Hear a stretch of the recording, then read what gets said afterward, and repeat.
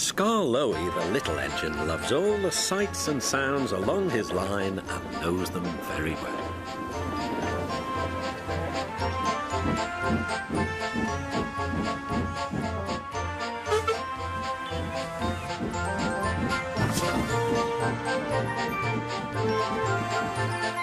One morning, soon after he returned from being mended, he was enjoying his journey more than ever before.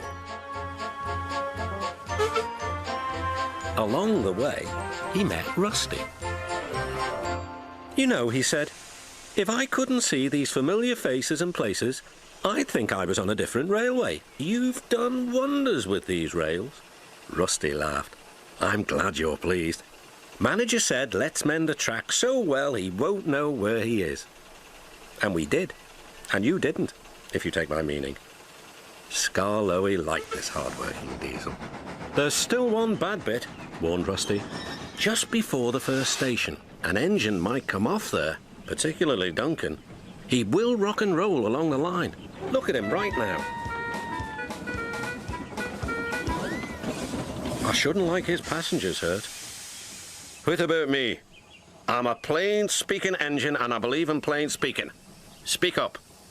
Rusty warned Duncan about the bad bit of line. "Huh," grunted Duncan. "I know my way about. I don't need smelly diesels to tell me what to do." Rusty felt hurt. Duncan banged about the yard. Then he clattered crossly to the station.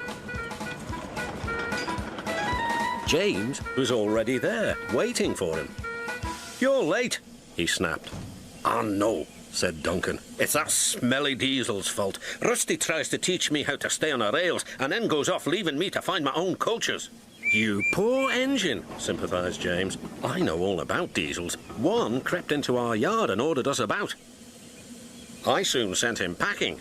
Duncan was filled with admiration.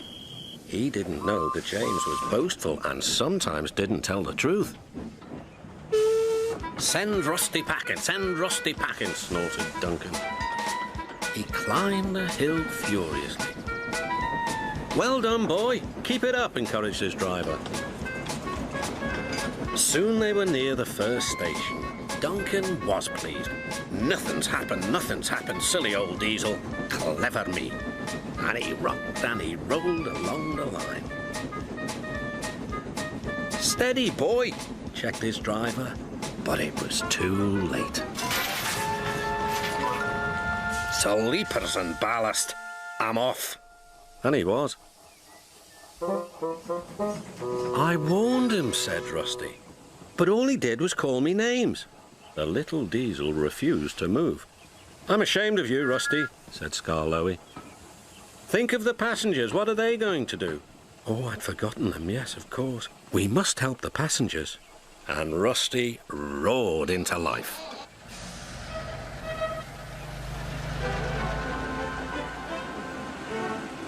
Duncan stood sad and solitary. He couldn't rock and roll now. "Oh, dear," he thought. "Everyone will know how silly I am."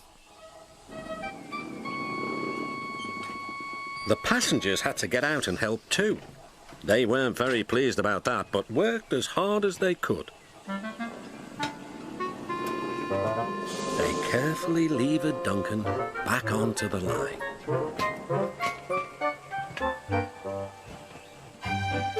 After that, Duncan was extra careful all day.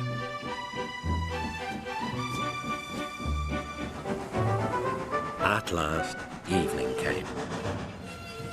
"Rusty," he whispered, "thank you for helping. I'm sorry I was rude to you." "That's all right, Duncan.